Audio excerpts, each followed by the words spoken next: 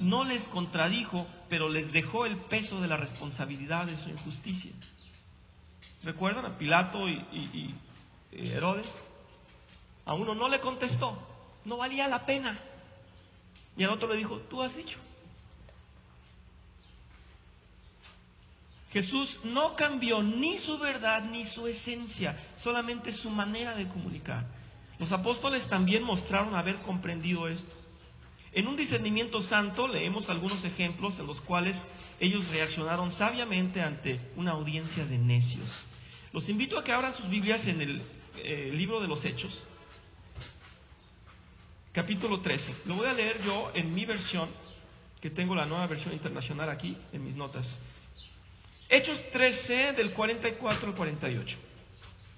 Pablo y Bernabé estaban en sus misiones, en su seguir al Espíritu Santo. Dice, al siguiente sábado casi toda la ciudad se congregó para oír la palabra del Señor.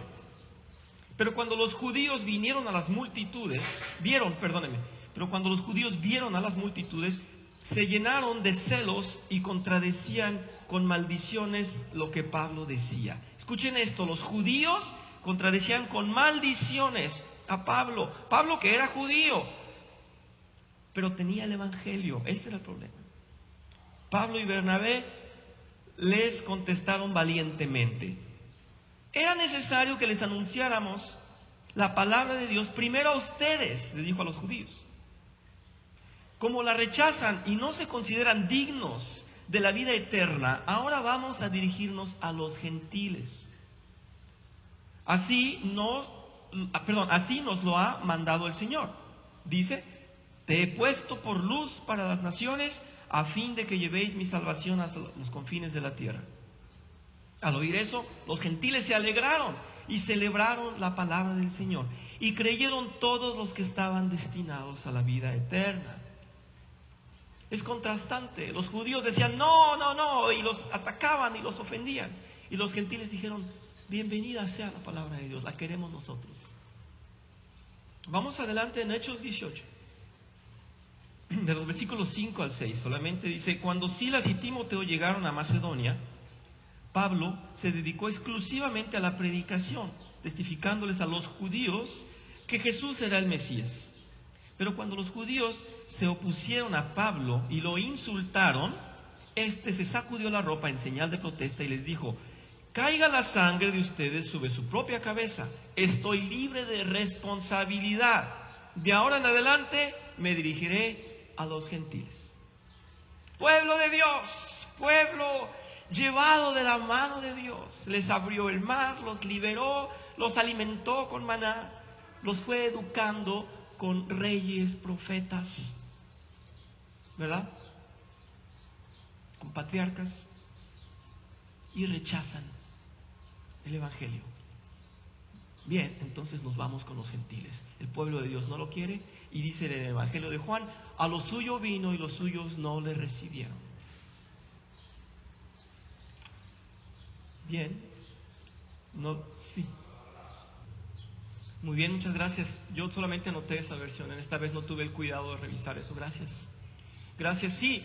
Pues en realidad el mensaje propio del evangelio es la expiación del Señor Jesús y su persona en sí. Entonces era lo que rechazaban los judíos, por eso estaban blasfemando. Pero entonces vemos que en esa sabiduría los apóstoles habían comprendido, no podían llevar el mensaje a quien ellos querían. Tenía que el Espíritu mostrarles quién estaba preparado para ello y quién no. A eso somos llamados. Pablo dice a la iglesia de Corinto que no les puede dar alimento sólido. ¿Se acuerdan de eso?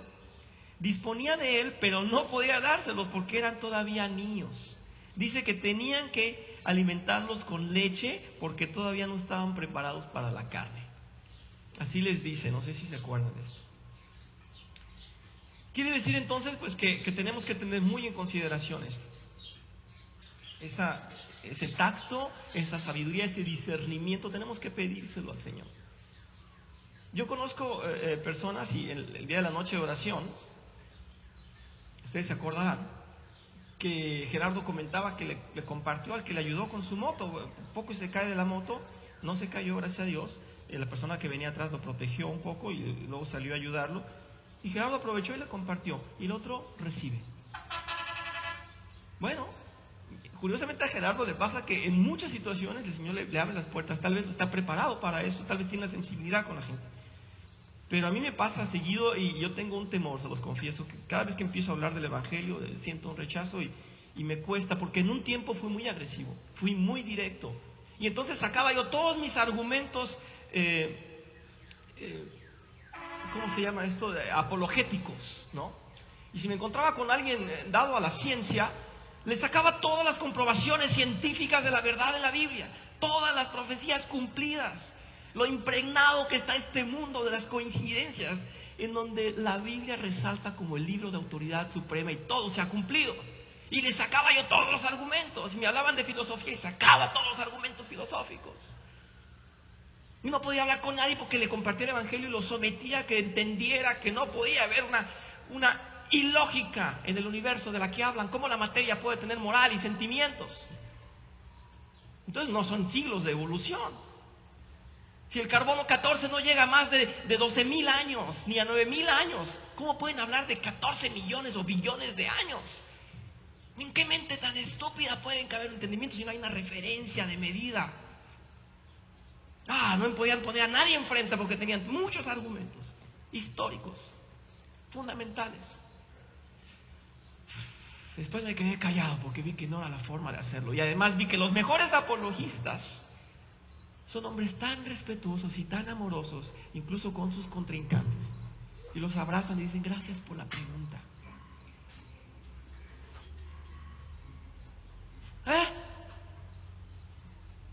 Gracias por la pregunta, señor, usted que está ahí atrás. Muchas gracias. Le voy a dar mi punto de vista y lo que la Biblia dice. ¡Es la verdad!, decía yo, dile que es la verdad. Entonces después pasé por un periodo de que estoy saliendo apenas, en el que ya no quise compartirle a nadie porque yo sabía que me ponía más bravo que un león. Y que el Señor no me quería así porque me estaba avergonzando y estaba poniendo la palabra de Dios en otro lugar tan ínfimo y tan bajo como que yo podía discutir sobre ello. No puedo. Entonces me volví mucho más pasivo, pero espero que el Señor me saque de ahí porque no quiero ser un cristiano pasivo. Pero quiero decir eso, que el Señor nos dé discernimiento. Entonces, ¿a quién le compartimos y cómo le compartimos? El Señor Jesús deja una vez más una demanda más alta y exige de lo que aparentemente se ve, dice aquí. Nos pide una discreción y un discernimiento tal que conlleve el carácter mismo de Dios. ¡Wow! ¡Qué fácil! La simple distribución de la Biblia como tal no es la solución del problema hoy en día. Dios sigue utilizando hombres y mujeres como nosotros que expliquen, que expongan la verdad, que actúen como un Felipe para aquellos que poseen la palabra, pero no la entienden. ¿Se acuerdan de Felipe que fue consultado, que le dijeron, oye, ¿me explicas lo que dice aquí? Y se lo explicó tan bien que dijo, me quiero bautizar inmediatamente, yo quiero ser de Dios, dijo el etíope. Mantengamos un equilibrio adecuado y un sentido justo de proporción en estas cosas, para que el bien de las almas, para el bien de las almas, y a fin de que podamos presentar en forma ponderada y global la verdad de Dios. No sé si lo dejo más complicado como la semana pasada, si lo dejé peor. No estoy sirviendo como maestro, pero espero que se graben eso y que comprendan eso. No somos llamados a la indiferencia, no seamos desviados por esa mala interpretación del no juzgar. Sí tenemos que juzgar y tenemos responsabilidad y tenemos tarea de hacerlo con la mayor rectitud, con la luz de Dios, pero ser cuidadosos a la manera de ver cómo lo vamos a tratar.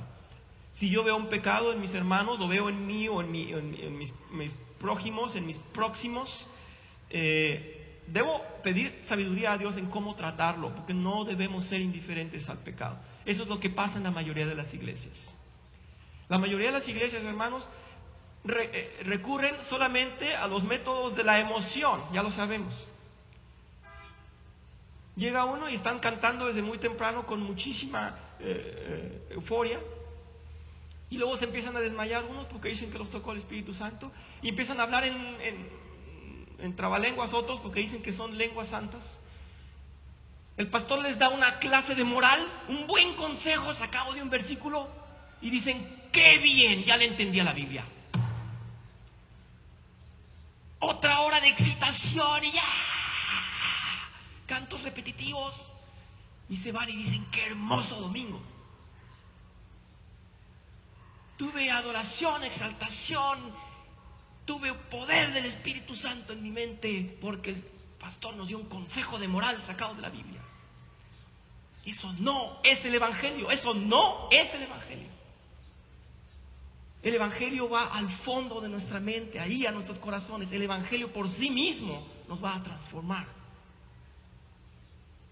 Bueno, es que yo prefiero al otro pastor porque él da buenos consejos. Me recuerda a mi mamá. Es que el pastor fulano me trata tan bien como el padre que no conocí.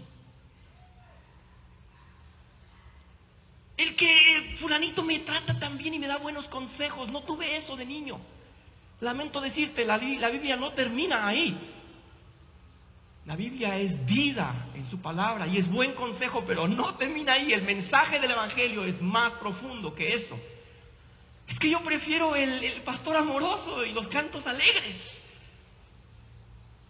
Entonces estás equivocado, porque eso no es el Evangelio. Me tranquiliza escuchar que es cierto lo que estoy diciendo. Fíjense que después de mis clases yo siempre digo, yo creo que ellos están imaginando lo que yo quise decir. De lo que no estoy seguro es de que se estén imaginando exactamente lo que quise decir. Bien, estamos tratando, hermanos, el sermón de cada domingo, la escuela dominical y los cursos que están llevando ustedes, que estamos llevando entre semana, son totalmente revisados en la misma teología, en el mismo entendimiento, en la misma visión. Estamos pretendiendo que no tengamos información de otros lados porque vienen a separar a la iglesia. El sermón, la escuela dominical, los estudios son totalmente concordantes. Estamos intentando tener una iglesia que tenga de dónde estudiar y que no se nos acabe siempre en el mismo pensar. Siempre les he sugerido, cuiden lo que escuchan fuera de la iglesia. Cuiden si van a poner un canal de televisión, si van a tener un libro con alguna invitación, con alguna disciplina. Cuídenlo. Y aunque sea un pastor, aunque sea X, compárenlo, vengan a hacer sus comentarios, porque estamos cuidando que sea la sana doctrina. La sana doctrina no es aquella que nos gusta, ni que da buenos consejos, es la que está en el Evangelio. Muchas gracias. Vamos a cerrar en oración.